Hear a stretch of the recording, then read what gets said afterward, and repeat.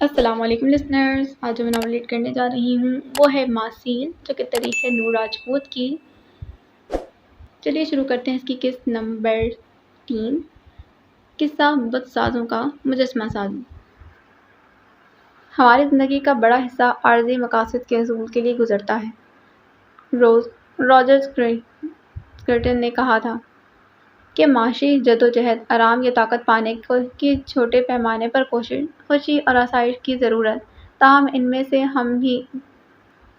سے کم ہی کچھ یادگار یا دیر پا احساس ہوتا ہے، لیکن وقتاً فوقتاً ہم اپنے اس سکوت سے جھنجھوڑ دیے جاتے ہیں اور ایسی چیزوں کو پاتے ہیں جو ہماری موجودہ دلچسپیوں اور خواہشات سے زیادہ اہمیت رکھتی ہیں۔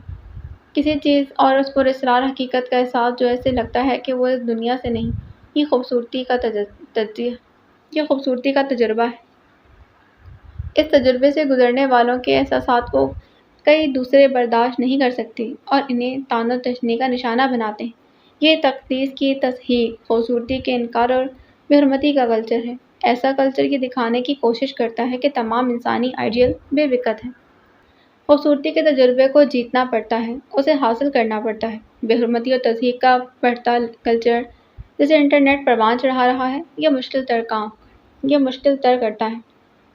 اس کا شور انسان کی کمزور آواز کو ڈبونے کی کوشش کرتا ہے، اور یہاں پر ایک سبق ہے: خوبصورتی کی قدر اور مقصد کو بے وقت قرار دینے کی کوشش، جو خود اس کلچر کو بے وقت کر رہی ہے۔ اور جب کوئی اپنا بے وقت ہونا دکھا دے تو اس کو پھینک دیے جانے کا وقت ہے۔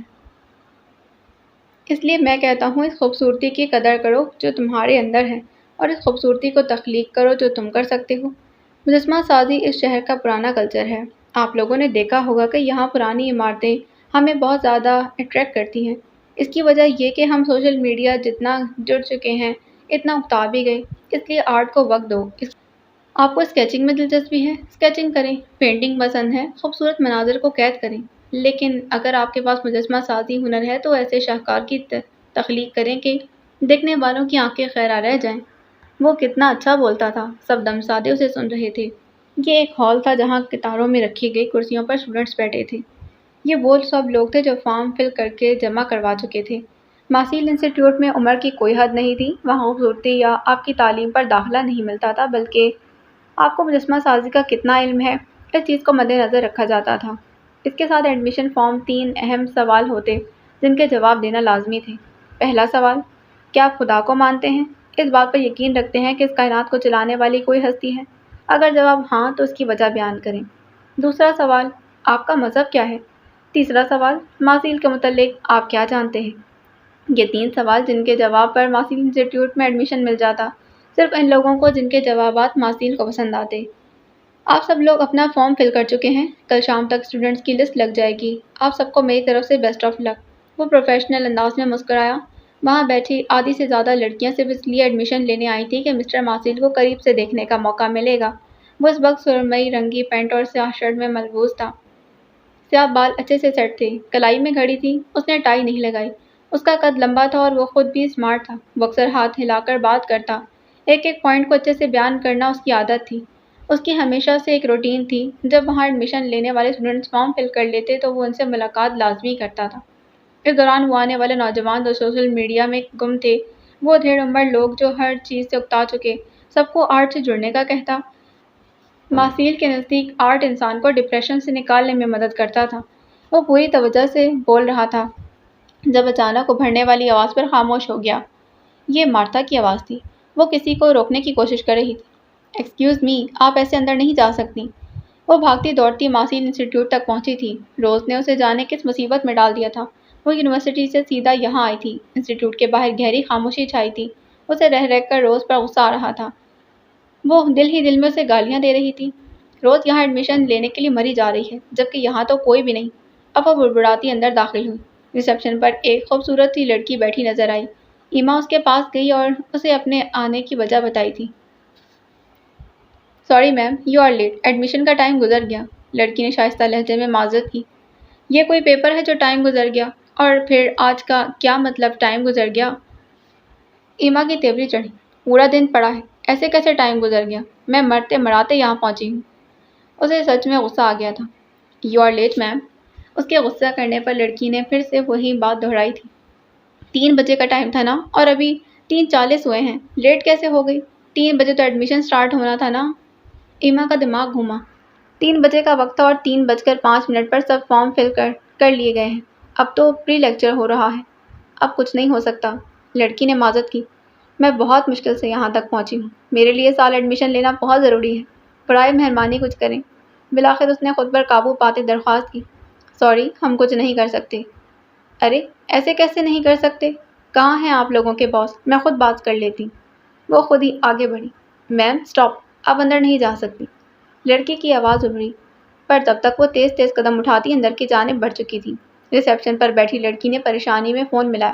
جبکہ ایما کوریڈور سے گزر کر تھوڑی اندر آئی تو اسے ایک جانب سے تالیوں کی آواز سنائی دی۔ وہ تیزی سے اس جانب بڑھی تھی۔ وہ جس کام کے لیے آئی تھی اسے پورا کرنا چاہتی۔ اسے روز کا بھی احساس تھا، تبھی وہ وہاں پہنچ گئی تھی۔ وہاں دروازے کے قریب پہنچ چکی تھی۔ اس سے پہلے وہ اسے کھولتی اسے عقب سے آواز ابھری۔ یہ مارتھا، جو ریسیپشنسٹ کے فون کرنے پر وہاں کسی بوتل کے جن کی طرح پہنچ گئی تھی۔ مسٹر ماسیل، ہم نے سنا ہے کہ آپ کافی آرٹسٹک پرسن ہیں، آپ کو شاعری پسند ہے اور آپ کی آواز بہت اچھی ہے۔ ہم نہیں جانتے کہ ہمیں اس انسٹیٹیوٹ میں ایڈمیشن ملے گا یا نہیں، پر میں آپ کی آواز میں آپ کی فیوریٹ شاعری سننا چاہتا ہوں۔ یہ 45 سالہ ایک شخص تھا جو ماسیل سے اپنی خواہش کا اظہار کر رہا تھا۔ وہ جو دونوں جیبوں میں ہاتھ اڑسے اب اسٹوڈنٹس کے سوالوں کے جواب دے رہا تھا، گردن جھکا کر ہولے سے مسکرایا۔ وہ کسی کے کہنے پر کوئی کام مشکل سے ہی کرتا تھا، پر آج اس نے ہاں میں گردن ہلائی اور اپنا فیوریٹ شعر ان کی نظر کیا۔ دفاع و جور کی دنیا سنوار دی ہم نے، زہر نصیب کے ہنس کے گزار دی ہم نے۔ تبھی جھٹکے سے کمرے کا دروازہ کھلا اور ایما اندر داخل ہوئی۔ وہاں کوئی 100 کے قریب اسٹوڈنٹس بیٹھے تھے اور اسٹیج پر ایک لڑکا کھڑا تھا۔ اس نے اتنی عوام کا تصور نہیں کیا تھا۔ وہ ایک پل کو گھبرائی۔ جیسے وہ اندر داخل ہوئی سب کی نظریں اس پر جم گئیں۔ ماسیل نے سر سے پاؤں تک اس لڑکی کو دیکھا جو ہلکے نیلے رنگ کے پاؤں تک کا چھوتی ایک ڈھیلی ڈھالی سی گاؤن نما میکسی میں ملبوس تھی۔ سفید رنگ کے سنیکرز پہنے، کندھے پر بیگ جمائے وہ پریشان نظروں سے اسٹوڈنٹس کو دیکھ رہی تھی۔ لیکن جس بات نے ماسیل کو چونکنے پر مجبور کیا کہ وہ اس لڑکی کا سر پر لیا گیا اسکارف تھا۔ وہ ایک ہاتھ میں چھاتا تھامے ہوئی تھی جو بند تھا۔ ماسیل کبھی کسی کے آنے پر اپنی بات ادھوری نہیں چھوڑتا تھا، اس لیے وہ جیبوں میں ہاتھ ڈالے اسٹیج سے نیچے اتر رہا تھا۔ وہ وہاں بیٹھی عوام پوری حسیات سے اسے سن رہی تھی۔ وہ انہیں یہ شعر سنا رہا تھا۔ اس نے غزل کوئی اور شروع کی تھی، لیکن ایما کو دیکھ کر اس کے لبوں سے کچھ اور ہی پھسلا۔ وہ ہولے ہولے اس کی جانب قدم بڑھا رہا تھا۔ اب وہ ایما کے قریب آ کھڑا ہوا، اس کے عین سامنے۔ تو نے دیکھی ہے وہ پیشانی، وہ رخسار، وہ ہونٹ، زندگی جن کے تصور میں لٹا دی ہم نے۔ یہ جملہ اس نے ایما کی آنکھوں میں آنکھیں ڈالتے کہا، اور یہ بے اختیار ہوا تھا۔ ایما جس کا دل دھک دھک کر رہا تھا جیسے ابھی بسنیاں توڑ کر باہر آ جائے گا، وہ پوری طرح پزل ہو چکی تھی۔ اسے توقع نہیں تھی کہ ماسیل واقعی اتنا بڑا انسٹیٹیوٹ تھا۔ وہ خاموش کھڑی رہی۔ چند لمحے یوں ہی گزرے۔ ہال میں بیٹھی عوام دونوں کو ٹکٹکی باندھے دیکھ رہی تھی۔ کون ہو تم؟ ماسیل نے گہری نظروں سے اس کا جائزہ لیتے پوچھا، جبکہ ایما اس کے سوال پر گڑبڑا کر رہ گئی۔ میں آپ کو بتانے اور آپ سے بات کرنے میں ذرا بھی انٹرسٹڈ نہیں۔ کائنڈلی آپ اپنے باس مسٹر ماسیل سے ملوا دیں مجھے، میں ان سے ریکویسٹ کر لوں گی۔ میرے لیے اس وقت ایڈمیشن فارم لینا بہت ضروری ہے۔ اب کی بار حیران ہونے کی باری ماسیل کی تھی۔ کیا وہ لڑکی ماسیل کو یعنی اسے نہیں جانتی تھی؟ کیا واقعی وہ ویلنسیا میں رہتے ہوئے ماسیل کو نہیں جانتی تھی؟ کیا اس نے کبھی ماسیل کو دیکھا نہیں تھا؟ واٹ ربش! ماسیل کے دل پر گھونسا پڑا۔ ہال میں بیٹھی عوام بھی ایسے ہی دیکھ رہی تھی جیسے وہ کسی اور سیارے سے آ ٹپکی۔ کیا تم ماسیل کو نہیں جانتی؟ پہلے کبھی ملی ہو یا کبھی دیکھا ہے؟ جانے کیوں وہ پوچھ رہا تھا۔ ایما فوراً نہ کہنے لگی، لیکن اگلے ہی پل اس کا ارادہ بدل گیا۔ ہاں ملی ہوں، بہت بار ملی ہوں۔ ان پر گرے بال اچھے لگتے ہیں۔ شاید وہ کچھ زیادہ ہی بول گئی تھی۔ اس بار ہال میں بیٹھی عوام اس کی بات پر کھلکھلا دی تھی۔ مسکراہٹ تو ماسیل کے لبوں پر بھی ابھری، لیکن وہ چھپا گیا۔ کس ڈٹائی سے اس کے سامنے کھڑی جھوٹ بول رہی تھی۔ اب کی بار ماسیل نے بازو سینے پر باندھے اور اگلا سوال کیا، اچھا کب اور کہاں ملی ہو؟ جانے کیوں اس سے بات کرنا دلچسپ لگ رہا تھا، لیکن اس سے پہلے وہ کوئی جواب دیتی ماسیل کی نظر اس کے چہرے سے ہٹتے اس کے اسکارف پر پڑی۔ وہ فوراً بولا، you are looking like a Muslim. یہ بے ساختہ جملہ تھا، کیونکہ ایسا کافی سالوں بعد ہوا تھا جب وہاں ایڈمیشن لینے کوئی مسلمان آیا تھا۔ ایما کے چہرے پر ایک سایہ سا لہرایا، کیونکہ شدت پسند ہر جگہ پائے جاتے ہیں، لیکن اگلے ہی لمحے اسے غصہ آیا اور وہ اردو میں بڑبڑائی، لگنا کیا ہے بھائی، میں مسلمان، کیا بے نیازی تھی، کیا فقر تھا، اور کیا ڈھیٹ پنا تھا کہ وہ لیٹ ہونے اور مارتھا کے منع کرنے کے باوجود اندر گھس آئی تھی۔ اس کی بڑبڑاہٹ سن کر ماسیل کی مسکراہٹ فوراً غائب ہوئی۔ اب اس کے چہرے پر سخت تاثرات تھے۔ تو محترمہ، آپ کو یہ معلوم ہونا چاہیے کہ ماسیل انسٹی ٹیوٹ میں مسلم الاؤ نہیں، وہ جبڑے بھینچتے ہوئے بولا، جبکہ وہ تو اس کے اتنے صاف اردو سمجھنے اور بولنے پر ساکت رہ گئی تھی۔ آپی، وہ واک کرنے کے بعد لیٹی تھی جب حمیزہ اس کے پاس آئی۔ جی جی، ایمان نے موبائل اٹھاتے پوچھا۔ پیپروں کے بعد وہ کافی ریلیکس ہو گئی تھی۔ اسے نئی نئی چیزوں کو ایکسپلور کرنا اچھا لگتا تھا اور اس کے لیے وہ اکثر گھنٹوں موبائل یوز کرتی۔ آج جب میں قرآن پاک کا سبق پڑھ رہی تھی تو میں نے کچھ عجیب پڑھا۔ حمیزہ اپنی ساری الجھنیں ایمان سے ڈسکس کرتی تھی اور ابھی بھی جہاں وہ الجھی تھی ایمان کے پاس ہی آ کر لیٹ گئی تھی۔ اچھا، کیا عجیب پڑھا؟ ایمان نے موبائل واپس رکھ دیا اور تھوڑا سا گھسک کر ایمان کو اپنے پاس جگہ دی۔ وہ ایک قوم تھی نا جس پر اللہ نے عذاب بھیجا تھا، آندھی کا عذاب، پھر وہ قوم مٹ گئی اور نام و نشان نہیں بچا۔ ہاں، قوم عاد، ایمان نے لقمہ دیا۔ ہاں وہی، مجھے یہ پوچھنا تھا کہ ہواؤں سے بھلا پوری قوم کیسے مٹ سکتی ہے؟ وہ الجھی ہوئی تھی۔ اس معصوم کا ذہن اس بات میں اٹک گیا کہ پوری قوم ہوا سے کیسے مٹ گئی۔ ایمان کو اس کے سوال کرنے پر بڑا ہی پیار آیا تھا۔ اس نے حمیزہ کو اپنے ساتھ لگایا تھا، لیکن اگلے ہی پل وہ پریشان ہوئی کیونکہ اس نے کبھی سوچا نہیں تھا کہ ایسا کیسے ہوا ہوگا۔ اگر اس کا جواب میں تمہیں صبح دوں تو چلے گا؟ ہاں ہاں ٹھیک ہے، پر ابھی مجھے کچھ دکھا دیں، کارٹون یا پھر جادو والی مووی۔ وہ جلدی سے ایمان کا موبائل اٹھاتے بولی۔ ہاں ٹھیک ہے، پر جلدی سونا ہے کیونکہ صبح جلدی اٹھنا ہے۔ آپ اس کی ٹینشن نہ لیں، میں پورے ٹائم پر اٹھ جاؤں گی۔ وہ مسکرائی تو ایمان نے اپنا موبائل اسے دے دیا تھا۔ اسے اب جواب ڈھونڈنا تھا اس سوال کا جو حمیرہ نے اسے کیا تھا۔ حمیزہ اپنے عمر سے زیادہ سمجھدار تھی۔ وہ ایسی بچی تھی جسے کسی بھی چیز میں ہرانا ناممکن تھا۔ وہ باتیں کرتے نہیں تھکتی تھی، نہ موویز دیکھتے اور نہ گیم کھیلتے۔ وہ ہیری پوٹر کی بڑی فین تھی اور اکثر عجیب و غریب سوال پوچھتی تھی، لیکن ابھی جو اس نے سوال کیا وہ ایما کے نزدیک بہت اہم سوال تھا، اس لیے اس کا جواب ڈھونڈنا بہت ضروری تھا۔ جیسے ہی حمیزہ سو گئی، ایمان موبائل اور نوٹ بک اٹھا کر اسی کے پاس ایک سائٹ پر بیٹھ گئی تھی۔ اب اسے ریسرچ کرنی تھی، اس سوال کا جواب ڈھونڈنا تھا جو حمیزہ نے اس سے پوچھا تھا۔ لیکن اس سوال سے پہلے اور بھی سوال ابھرتے تھے۔ وہ یہ تھے کہ پہلا سوال، قوم عاد کون تھی؟ سوال نمبر 2، اسے کیوں تباہ کیا گیا؟ لیکن ابھی وہ جواب ڈھونڈنا چاہتی تھی کہ اس بات کا کہ آندھی سے کوئی پوری قوم، پورا شہر کیسے مٹ سکتا ہے۔ ذرا سورہ زاریات میں اللہ تعالیٰ فرماتا ہے، اسی طرح عادیوں میں یعنی قوم عاد میں بھی ہماری طرف سے تنبیہ ہے، جبکہ ہم نے ان پر خیر و برکت سے خالی آندھی بھیجی۔ وہ جس جس چیز پر گرتی تھی اسے بوسیدہ ہڈی کی طرح چورا چورا کرتی تھی۔ اور سورۃ الفصل۔ بس قوم عاد نے زمین میں ناحق تکبر کیا اور کہا کہ ہم سے طاقت میں کون زیادہ ہے؟ کیا انہوں نے دیکھا نہیں کہ اللہ جس نے انہیں پیدا کیا ہے وہ ان سے طاقت میں کہیں بڑھ کر ہے؟ وہ ہماری آیتوں کا انکار کرتے ہیں۔ آیت نمبر 5۔ بس ہم نے ان پر منحوس دنوں میں تیز آندھی بھیجی تاکہ ہم انہیں ذلت کے عذاب کا مزہ دنیا کی زندگی میں چکھا دیں، اور آخرت کا عذاب تو اور بھی ذلت کا ہے اور ان کی مدد نہ کی جائے گی۔ آیت نمبر 16۔ آندھی یعنی ہوا۔ ہوا کیا ہے؟ ہوا ایک ایسا لفظ ہے جو لاطینی وینٹس سے مشتق ہے، جس کا مطلب ہے ہوا، اور یہ ایک ہندوستانی یورپی جڑ سے ہے۔ ہوا کو موجودہ بہاؤ یا ہوا کی طاقت سمجھا جاتا ہے جو قدرتی وجوہات کی بدولت فضا میں پیدا ہوتا ہے، لہٰذا اس کو موسمیات کے ایک رجحان کے طور پر کہا جاتا ہے جو کرۂ ارض کی گردش اور ترجمے کی ان حرکتوں سے ماخوذ ہے۔ جبکہ وینٹس رومن میں ہے ونڈ، ایک دیوتا کا نام، ہوا کا دیوتا، یوں ہوا کا لفظ نکالا گیا۔ یہ وہ بچپن سے سنتی اور پڑھتی آ رہی تھی کہ ہوا مختلف گیسوں کا مجموعہ ہے، لیکن ہوا اتنی طاقتور کیسے ہو سکتی ہے کہ وہ پورا شہر مٹا گئی؟ کیسے؟ ہوائیں، جن کی طاقت کا اندازہ قرآن پاک سے ہوتا ہے کہ ہوائیں نرمی سے بھی چلتی ہیں اور وہ توڑ اور بکھیر کر بھی رکھ دیتی ہیں۔ ہوائیں وہ طاقت ہیں جو زمین کی شکل کو بدل سکتی ہیں اور بدلتی بھی رہی ہیں۔ ربیع الخالی صحرا اور نمیبیا کے صحرا میں بڑے بڑے ریت کے ٹیلے راتوں رات ایک جگہ سے دوسری جگہ صرف ہوا کی قوت سے شفٹ ہو جاتے ہیں۔ اس کے علاوہ ہواؤں کے بہت سے فائدے ہیں۔ ہوا بارش لاتی ہے، پودوں کو، انسان کو زندگی مہیا کرتی ہے، لیکن کیا ہوا اگر یہی ہوا آؤٹ آف کنٹرول ہو جائے تو؟ لیکن گسٹ، اسے یاد ہے کہ اس نے ہائیڈرومیٹرولوجی میں پڑھا تھا، ہوا کا صرف ایک تیز جھونکا گسٹ کہلاتا ہے، اور پھر اس کے بعد اپنی رفتار کے حساب سے انہیں سکولز ہر منٹ میں چلنے والی تیز جھونکے کہتے ہیں، گیل، سٹارم اور پھر ہریکینز۔ اور اب ایمان اپنی ہائیڈرومیٹرولوجی کی کتاب کھولے بیٹھی تھی۔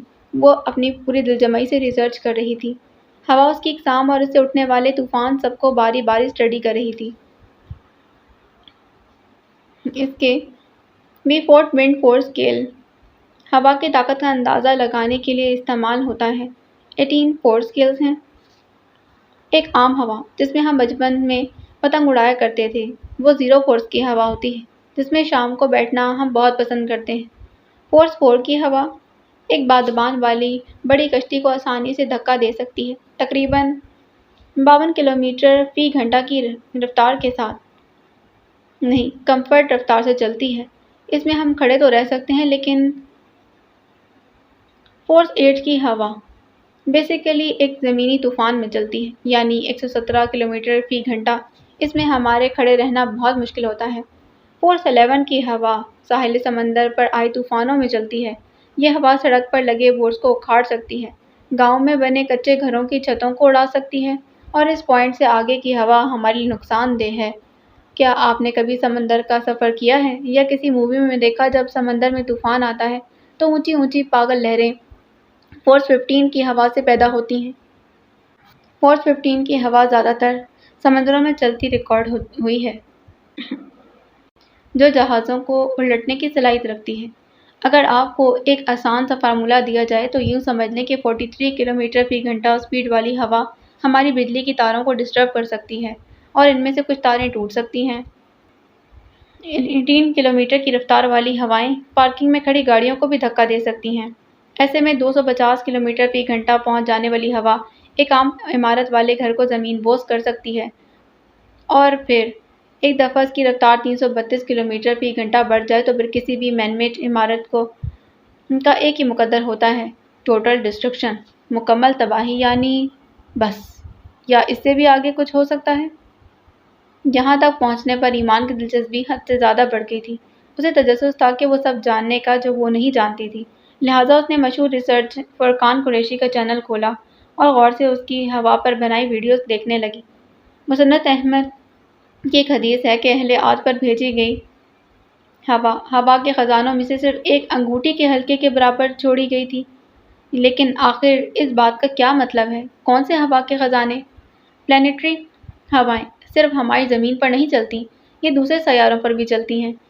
نیپچون میں جو سب سے تیز ہوائیں ہیں، انہیں ہی سولر سسٹم 1000 کلومیٹر فی گھنٹہ کی رفتار سے ریکارڈ۔ میرا نہیں خیال کہ اس قدر تیز ہوا زمین پر بھی اٹھ پائے گی۔ اٹھنا تو درکنار، آپ شاید سانس بھی نہ لے پائیں، لیکن کیا اتنا ہے؟ کیا نیپچون کی ہوائیں ہماری حد ہیں؟ HD 806b اور اس پر آج تک کی سب سے فاصلے پر ایک سیارہ دریافت ہوا تھا جس کا نام تیز ترین ہوا ریکارڈ کی گئی ہے، 15,000 کلومیٹر فی گھنٹہ۔ اتنا سمجھ لیں کہ اول تو آپ آب و ہوا کی اس رفتار پر کھڑے ہو ہی نہیں سکتے، اور اگر ہو بھی جائیں تو اس رفتار کے سائز کا سیارہ ہے جوپیٹر کی ہوا ہڈیوں سے آپ کا گوشت بھی اکھاڑ کر لے جائے گی۔ یہ IGR کی ہوا ہے، وہ تھیورائز آج تک کائنات میں انسان نے ہوا کی جو سب سے تیز رفتار نامی بلیک ہول کے گرد چلنے والی ہے، J17091324 نامی بلیک ہول کے گرد چلنے والی ہے۔ اس بلیک ہول کے گرد چلنے والی ہوا 3 کروڑ 20 لاکھ کلومیٹر فی گھنٹہ کی رفتار سے چل رہی ہے۔ گائز، یہ روشنی کی رفتار کا 3% ہے، اور اس رفتار کی ہوا میں آپ شاید اپنی آنکھوں کے سامنے اپنے خون کے خلیوں کو بھی بکھر جاتے ہوئے دیکھیں گے، میٹافورکلی۔ شاید اب آپ کو اندازہ ہو گیا ہوگا کہ حدیث کے مطابق ہوا کے خزانے کیا ہو سکتے ہیں۔ اب ہم اپنے سوال کی طرف واپس آتے ہیں کہ ہوا سے پورا شہر کیسے مٹ گیا؟ سورہ قمر اللہ تعالیٰ فرماتے ہیں، قوم عاد نے بھی جھٹلایا تھا۔ پھر دیکھا ہمارا عذاب اور ڈرانا کیسا تھا۔ آیت نمبر 18۔ بے شک ہم نے اس دن سخت آندھی بھیجی تھی جس کی نحوست دائمی تھی۔ آیت نمبر 19۔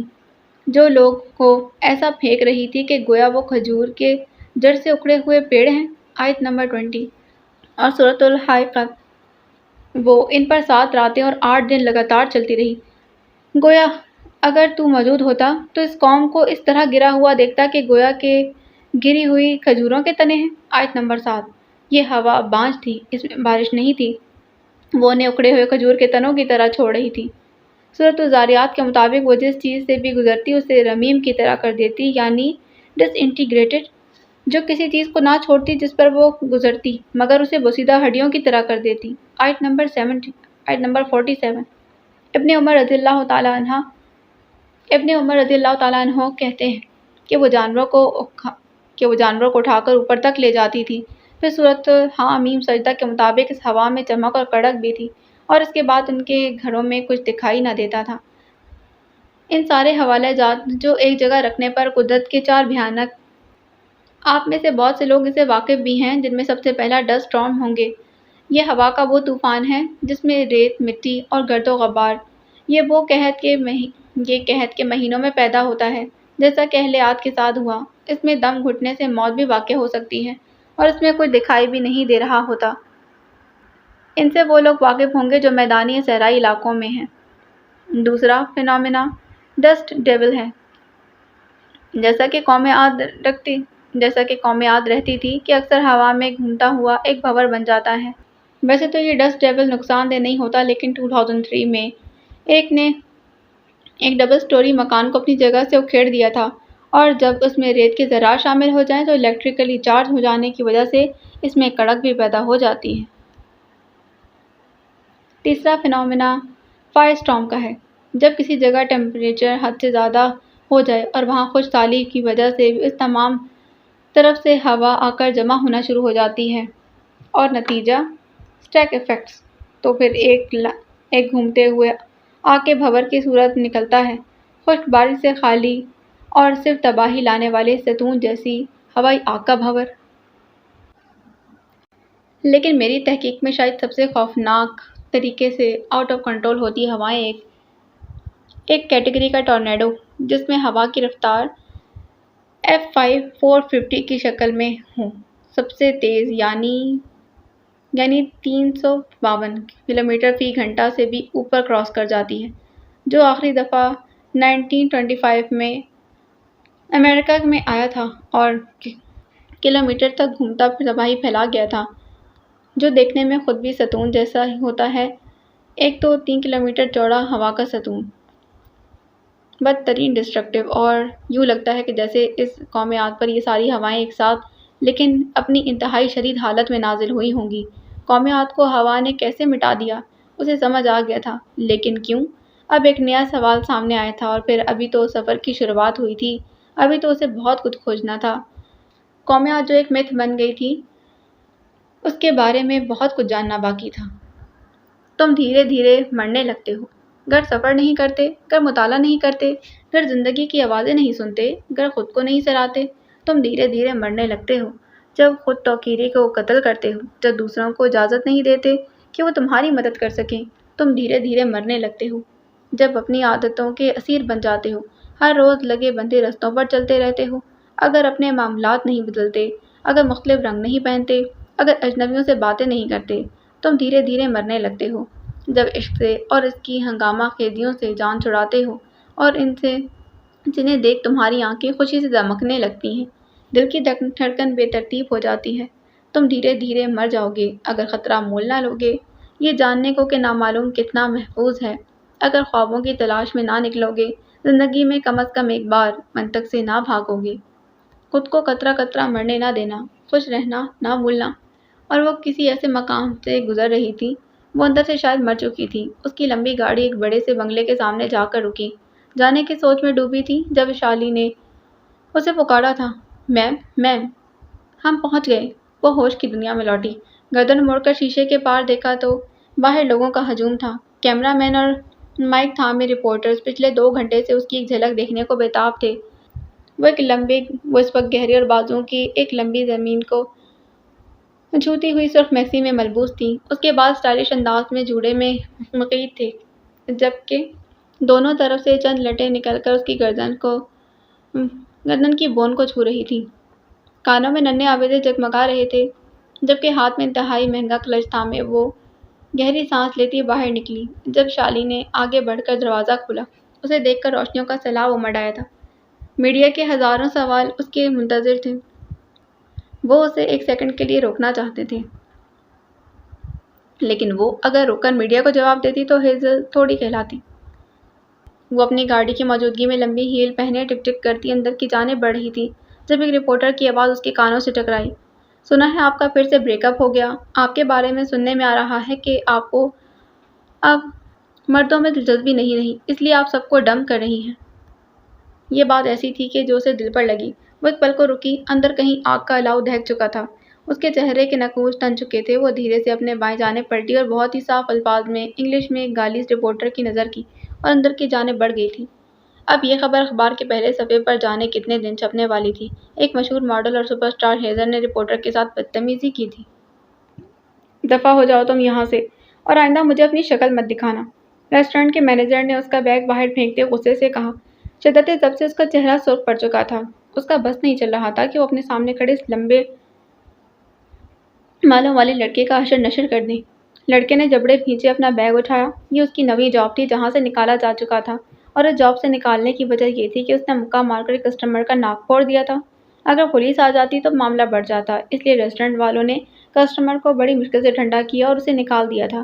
ابھی اس وقت مینیجر کی باتیں اس کا دماغ خراب کر رہی تھیں، اس لیے اس نے اپنا بیگ کندھے پر ڈالا اور وہاں سے پلٹ گیا۔ غصہ تو اسے بہت آیا، لیکن ابھی اسے نئی جاب ڈھونڈنی تھی۔ وہ 1.5 ماہ سے زیادہ کہیں ٹک نہیں پاتا تھا۔ وہ کام ہی ایسا کرتا کہ اسے دھکے دے کر نکال دیا جاتا، اور وجہ یہی بنتی کہ وہ کسی نہ کسی کا ناک پھوڑ دیتا، جبڑا یا پھر ہاتھ توڑ دیتا۔ ایک بار تو اس نے سر پھاڑ دیا تھا، اور جس کا سر پڑا تھا اس کے 7 ٹانکے بھی لگے تھے۔ ابھی وہ بیگ اٹھا کر چند قدم ہی چلا کہ جب وہ مینیجر کی دی گئی حرام کی اولاد گالی پر تیزی سے واپس پلٹا اور زوردار مکہ اس کے منہ پر مارا۔ یقیناً مینیجر کا جبڑا ٹوٹ چکا تھا۔ باقی سب یہ دیکھ کر اس کے پاس بھی نہیں پھٹکے تھے۔ میرا خیال ہے تم زیادہ بکواس کر رہی تھی۔ آئندہ کسی کو گالی دیتے وقت اس مکے کو لازمی یاد رکھنا۔ وہ اسے وارن کرتا واپس پلٹ گیا تھا۔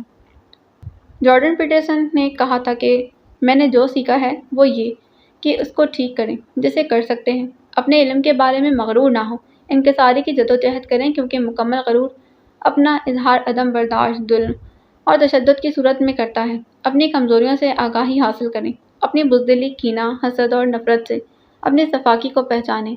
اس سے پہلے کہ آپ دوسرے کو الزام دینے کی جرات کریں، اس سے پہلے کہ آپ دنیا کو بہتر کرنے لگیں۔ ہو سکتا ہے کہ غلطی دنیا میں نہ ہو سکتا ہے کہ آپ میں ہو، آپ میں کمی رہ گئی ہو، آپ ہدف حاصل نہیں کر سکے، آپ خدا کی شان نہیں پہچان سکے، آپ گنہگار ہیں، اور یہ سب کچھ اس دنیا کی کمی اور شر میں آپ کا ڈالا گیا حصہ ہے۔ سب سے بڑھ کر یہ کہ جھوٹ نہ بولیں، کسی بھی چیز کے بارے میں نہیں۔ جھوٹ جہنم کا راستہ ہے۔ نازیہ کمیونیکیٹ ریسٹورانٹ کا دنیا کو ٹھیک کرنے کا عزم، اور اس عظیم مقصد کی خاطر بولے گئے چھوٹے بڑے جھوٹ جنہوں نے لاکھ افراد کی جانیں لے کر دنیا میں جہنم تخلیق کی۔ اتنا سنا کر ایمان نے کتاب بند کی اور حمیزہ کی طرف دیکھا۔ اتنی مشکل باتیں تمہیں سمجھ میں آ جاتی ہیں جو تم روز مجھے سنتی ہو؟ وہ پوچھ رہی تھی۔ امی کہتی ہیں آپ بچپن سے مشکل کتابیں پڑھتی آ رہی ہیں اور بچپن سے ہی مشکل باتیں۔ میں چاہتی ہوں کہ آپ جیسی بن جاؤں۔ حمیزہ کا سارا دھیان گیم پر تھا۔ وہ موبائل پر گیم کھیل رہی تھی، جبکہ اس کے کان اس کی جانب متوجہ تھے جو ایمان اسے سنا رہی تھی۔ میرا بچپن کچھ ایسا تھا میزو کہ مجھے کتابوں میں چھپنا پڑا، جبکہ تم ایسا مت کرو۔ کتابیں انسان کو بدل دیتی ہیں اور تم ابھی چھوٹی ہو۔ ایمان نے سنجیدگی سے کہا۔ ہاں میں آپ سے ہائٹ میں 3 انچ چھوٹی ہوں نا، حمیزہ نے لاپرواہ انداز میں کہا، جبکہ فون سے ڈس ڈس کی آواز ابھر رہی تھی۔ وہ اپنے ہاتھوں کو کبھی دائیں تو کبھی بائیں جانب موڑتی جیسے کوئی جہاز اڑا رہی ہو۔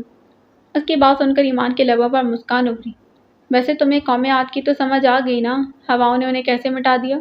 ایمان اپنی تسلی چاہ رہی تھی۔ ہاں پر ابھی بھی میرا ایک اور سوال ہے۔ اس کی نظریں موبائل کی اسکرین پر جمی تھیں۔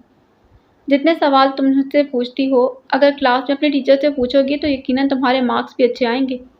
اور یہاں حمیزہ کا موڈ بگڑا تھا۔ پڑھائی کے نام سے اس کی جان جاتی تھی۔ یار آپی، مجھ سے کورس کی پڑھائی نہیں پڑھی جاتی۔ اس نے برا سا منہ بنایا۔ یا پھر کیسے ہوگی؟ اگلی کلاس میں کیسے جاؤ گی پھر؟ پاس کیسے ہوگی؟ اور پھر میں پاس ہو جاؤں گی، ٹینشن نہ لیں۔ اس نے ایمان کی بات اچک لی، جبکہ ایمان اسے گھورتی کتاب بند کر کے کمرے میں جا چکی تھی۔ یہ آپ بھی نا، پتہ نہیں کیوں اتنی ٹینشن لیتی ہیں۔ حمیدہ نے سر جھٹکا اور اپنے فون میں دوبارہ متوجہ ہو گئی تھی۔ ڈر ڈر کی آواز کمرے میں کافی دیر تک گونجتی رہی۔ آپ کو اردو آتی ہے؟ ایمان نے آنکھیں پھاڑے پوچھا۔ سامنے کھڑے شخص سے پوچھا، جو سوائے بالوں اور آنکھوں کے رنگ کے کہیں سے بھی ایشیائی نہیں لگتا تھا۔ اس کے نین نقش بالکل یورپی تھے۔ اس سے پہلے ماسیل کوئی جواب دیتا، دروازے پر ایک اور چہرہ ابھرا۔ ایما! کسی نے اسے پکارا تھا۔ ایما نے مڑ کر دیکھا تو روز وہاں کھڑی تھی۔ اس کا سانس پھولا ہوا تھا۔ یقیناً وہ بھاگتے ہوئے وہاں پہنچی تھی۔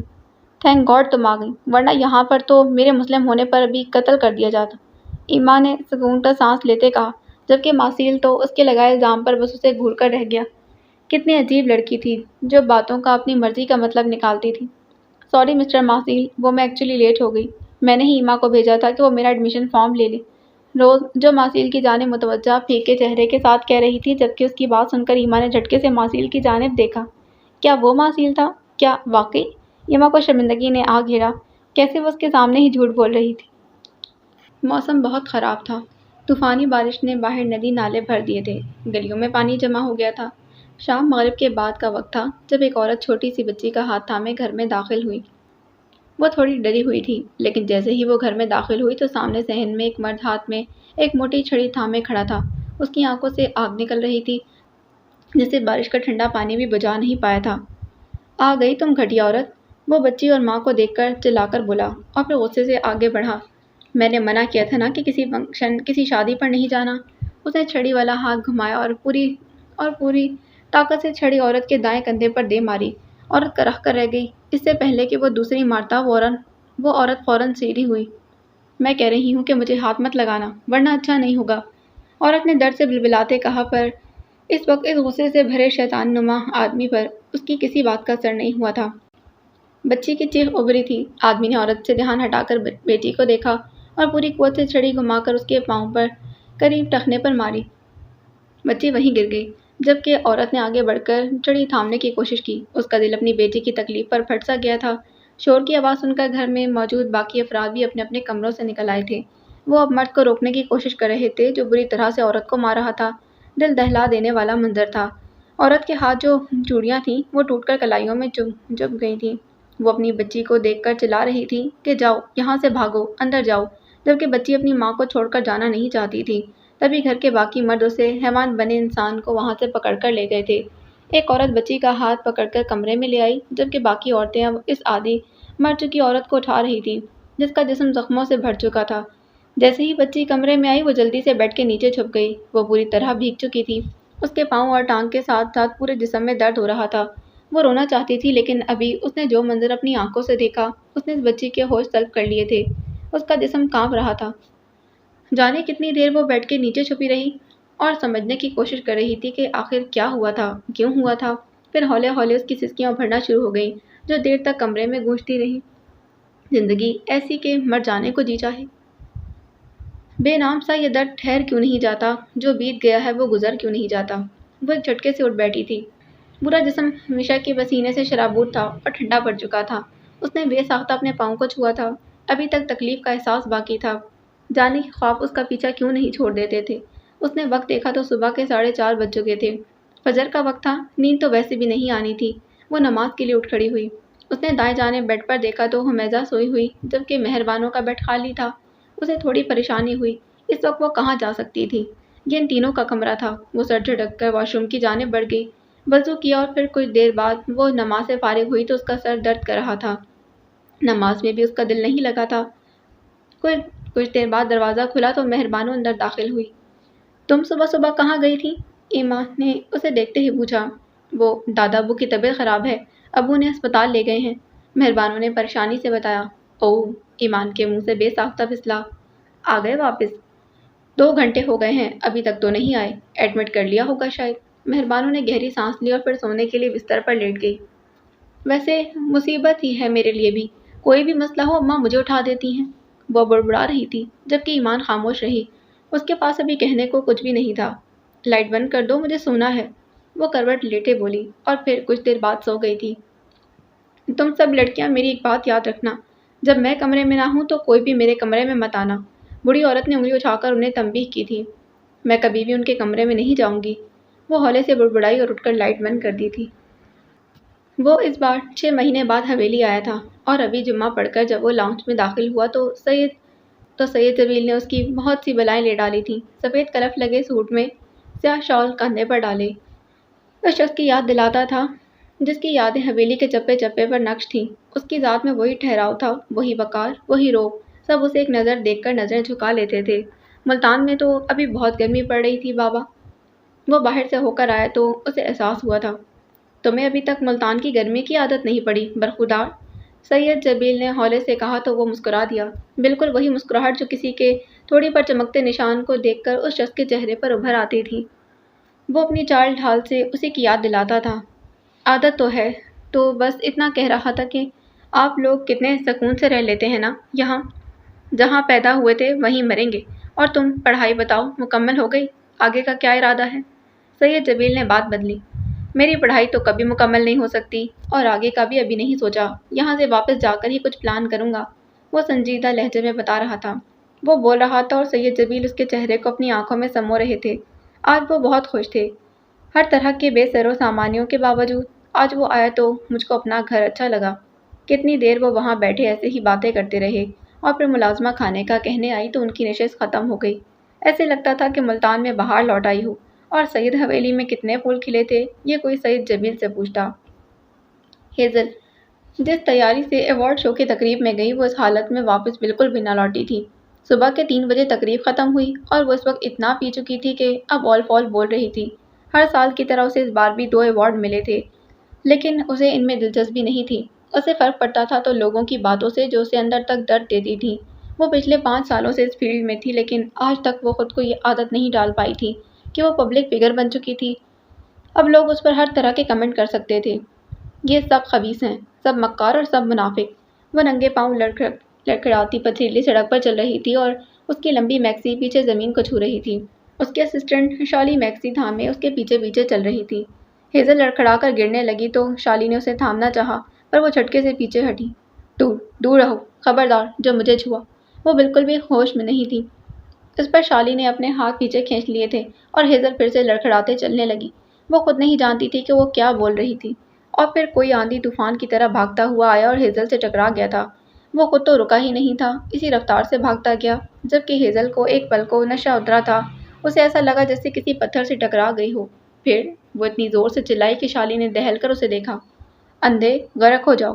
وہ اس وقت کہیں سے بھی سپر اسٹار ہیزل ملک نہیں لگ رہی تھی، بلکہ وہ عام سی حالات سے ستائی اور خود سے تنگ لڑکی لگ رہی تھی۔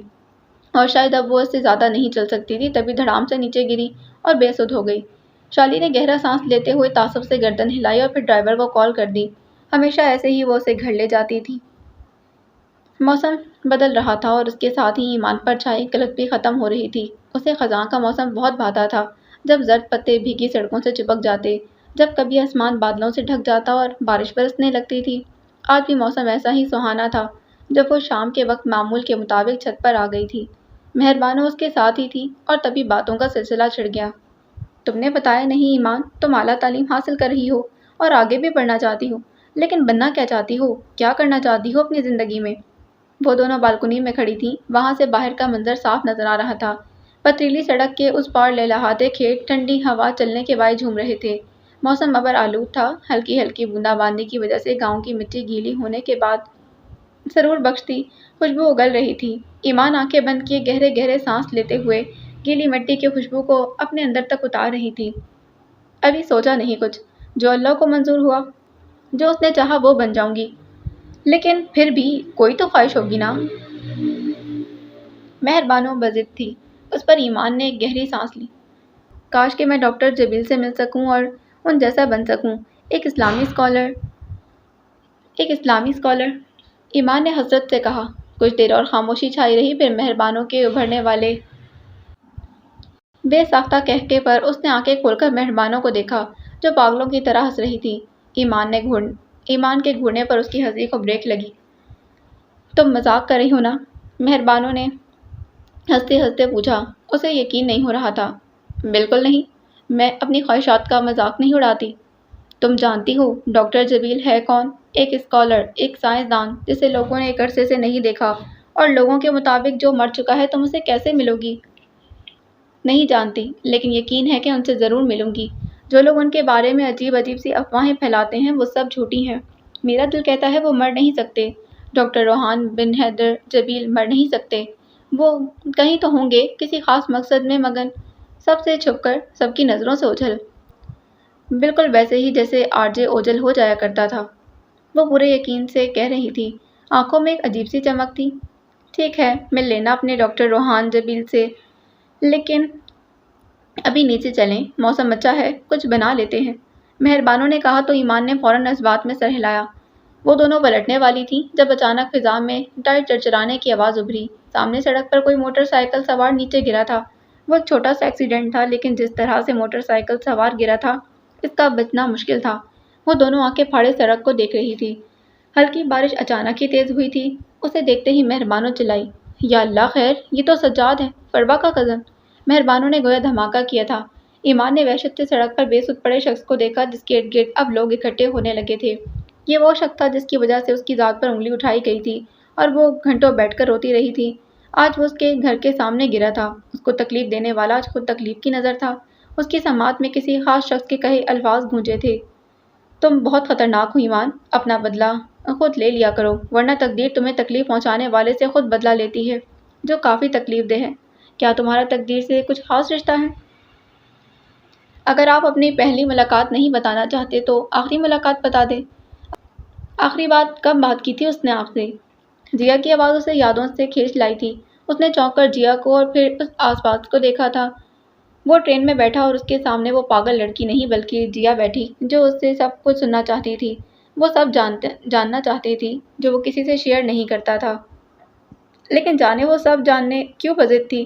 اور پھر آخری ملاقات کے نام پر اس کے چہرے پر درد ابھرا تھا۔ اس نے گہرا سانس لیا اور پھر باہر کے بھاگتے نظاروں کو دیکھا۔ جیا ہمتن گوش تھی کہ وہ کچھ تو بولے گا۔ دلہن، وہ ہولے سے بڑبڑایا، لیکن جیا کو اس کی ہونٹوں کی جنبش میں سمجھ آ گئی کہ اس نے دلہن کہا تھا۔ اس کے دل کی دھڑکن تیز ہوئی۔ کیا وہ واقعی کچھ بتانے جا رہا تھا؟ میں نے اتنی خوبصورت دلہن کبھی نہیں دیکھی تھی۔ اس کے ذہن میں اس خوبصورت مورت کا سراپا ابھرا۔ اسے آج بھی وہ رات یاد تھی جب اس نے آخری بار بات کی تھی۔ کاش میں اس روز اسے اپنا لیتا۔ تکلیف ایسی تھی جو چیر کر رکھ دے، درد نسوں سے بہنے لگا تھا۔ وہ رو رہی تھی۔ وہ وقفے وقفے سے بول رہا تھا، کاش میں نے اس کا درد سمجھ لیا ہوتا۔ جیا کو لگا تھا اس کا دل رک جائے گا۔ اس کہانی میں بے وفا کون تھا؟ وہ لڑکی جس کا نام تک جیا نہیں جانتی تھی، یا پھر سامنے بیٹھا وہ شخص جو پل پل جل رہا تھا؟ وہ مرنا چاہتی تھی۔ جیا کا دل پھر سے دھڑکا تھا۔ میں نے اسے کہا کہ تم ڈرپوک ہو اور تم سمجھدار بھی ہو، تم موت کو نہیں چنو گی۔ کاش کہ میں… وہ آنکھیں موند گیا اور جیا کو لگا جیسے کائنات رک گئی ہو۔ کیا وہ اور جیا مزید نہ سوچ پائی۔ اسے محسوس ہوا کہ وہ جس کہانی کی تلاش میں نکلی تھی وہ خود اس کہانی سے جڑ سا گئی تھی۔ اسے لگا وہ کہانی میں کھو جائے گی۔ اور پہلی بار جیا نے اپنے سامنے بیٹھے شخص کو چھوڑ کر اس لڑکی سے ملنے کی خواہش کی تھی جس کا وہ ذکر کر رہا تھا۔ اے بتوں کی دنیا کی باسی، تم مجھے کیسے مل سکتی ہو؟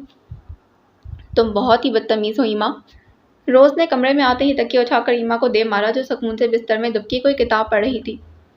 ہاں تو؟ ایما نے پھاڑ کھانے والے انداز میں جواب دیا۔ تمہیں پتہ ہے مسٹر ماسیل کے سامنے کتنی شرمندگی کا سامنا کرنا پڑا۔ تم کچھ دیر اپنا منہ بند نہیں رکھ سکتی تھی؟ روز کو پچھتاوا ہو رہا تھا کہ اس نے ایما کو وہاں کیوں بھیجا تھا۔ یہ منہ کھولنا مجھے تم نے ہی سکھایا ہے۔ ایما کتاب رکھتی اور بیٹھی۔ وہ پہلے ہی بہت پریشان تھی اور اسی وجہ سے کتاب پڑھ کر اپنا ذہن بدلنا چاہتی تھی، پر روز آتے ہی شروع ہو گئی۔ اور ویسے بھی ایسے جاہل انسان سے ملنے کے لیے تو تم مری جا رہی تھی۔ مجھے افسوس ہو رہا ہے تمہاری چوائس پر۔ خبردار جو تم نے ماسیل کو کچھ کہا۔ روز نے چلا کر کہا۔ ابھی تو وہ یہ نہیں جانتی کہ اس کے آنے سے پہلے ایما نے ماسیل کے ساتھ کیا سلوک کیا تھا، ورنہ وہ کچھ مہینوں کے لیے تو فوت ہی ہو جاتی۔ یہ میرا کمرہ ہے، میرا جو دل چاہے گا میں بولوں گی۔ تم نکلو یہاں سے۔ تمہاری وجہ سے میری جاب چلی گئی اور ابھی بھی تمہیں اس سائیکو ماسیل کی بڑی ہے۔ غصے سے بولتے بولتے بات کے آخر میں ایما روحان سی ہو گئی۔ یہ جاب چلے جانے والی بات سیریس تھی۔ روز نے حیرت سے اسے دیکھا۔ جاب چلی گئی؟ کیا؟ پر کیوں؟ روز اس کے بیڈ کے قریب گھٹنوں کے بل بیٹھ گئی تھی۔ روز کی یہی بات اچھی تھی، وہ ایما سے جتنا بھی لڑ لیتی لیکن اسے پریشان نہیں دیکھ سکتی تھی۔ تمہارے ایڈمیشن فارم لینے کے چکر میں آفس سے لیٹ ہو گئی، اور آج جب آفس پہنچی تو بڑھیا نے مجھے جاب سے نکال دیا اور کہا کہ تیسری بار جب تم لیٹ آئی ہو تو آج کے بعد تمہاری کوئی جگہ نہیں یہاں۔ وہ پریشان سی بتا رہی تھی۔ دفع کرو اس بڑھیا کو۔ دیکھنا، ایک ہفتے کے اندر اندر میں تمہارے لیے اتنی اچھی جاب ڈھونڈوں گی نا کہ تم خوش ہو جاؤ گی۔ روز نے اس کا گال تھپتھپاتے پوچھا۔ پکا نا؟ ایما نے بے یقینی سے اسے دیکھا۔ ہاں میری جان، پکا۔ وہ اس کے گال پر چٹکی کاٹتے جا چکی تھی۔ وہ ایما کی پریشانی میں ایک پل کے لیے بھی ماسل کو بھول گئی، ورنہ اب تک تو ایما کا کمرہ میدان جنگ بن چکا ہوتا۔ اگر کبھی تم مجھے کوئی تحفہ دینا چاہو تو زیادہ مت سوچنا، قیمتی اور مہنگی چیزوں کو تلاش مت کرنا، بس ایک شفاف سی شال خریدنا اور میرے کندھوں پر ڈال دینا۔ بولنا کہ تم ماڈرن نہیں، باوقار اچھی لگتی ہو۔ اگر کبھی میں اپنی منزل بھول جاؤں، تاریکیوں میں کھو جاؤں اور تمہیں مجھ پر احسان کرنے کا موقع ملے تو ہچکچانا مت، میرے راستے میں کھڑے ہو کر پورے یقین سے کہنا کہ واپس چلو، یہ اندھیروں کی دنیا ہے، گمراہی کا راستہ ہے، جبکہ تم صراط مستقیم پر چلتی اچھی لگتی ہو۔ اگر کبھی تمہیں مجھ سے محبت ہو جائے اور تمہیں سمجھ نہ آئے کہ اظہار کی بہترین شکل کیا ہے تو پھر دیر مت کرنا، میرا ہاتھ تھامنا اور دھیرے سے کہنا کہ تم چاہے مجھ سے محبت کرو نہ کرو، میری ہمسفر بن کر بس مجھ سے وفا کر لینا، تم وفا کرتی اچھی لگتی ہو۔ نور راجپوت۔ کاغذ کا ٹکڑا اس کے سرد ہاتھوں میں دبا، خاموش تھا، سب کچھ کہہ گیا تھا۔ اس نے سر اٹھا کر بیڈ پر لیٹے اس وجود کو دیکھا جس کے ہاتھ بیڈ کے ساتھ پکفل کیے گئے تاکہ وہ اٹھ کر بھاگ نہ سکے۔ اس کی آنکھوں کے نیچے سیاہ حلقے نمایاں تھے، رنگت میں زردیاں گھلی تھیں اور ہونٹ خشکی کی نظر ہو چکے تھے، جانے وہ اس پاگل خانے میں کب سے قید تھی۔ اسے اپنے سینے میں جلن سی محسوس ہوئی تھی۔ یہ کاغذ کا ٹکڑا نہیں بلکہ ایک مکمل خط تھا۔ اس کے کمرے سے اسے ایک نہیں بلکہ بہت سے خطوط ملے تھے جو اس نے لکھے تھے، اور وہ اس شخص کو بھیجنا چاہتی تھی جو اس وقت پتھر کا بن چکا تھا۔ آج اس سوشل میڈیا کے دور میں بھی اس لڑکی نے بہت سے خط لکھے تھے، اس کا نام، پتہ سب لکھا تھا، بس اس کو پوسٹ نہیں کیے تھے۔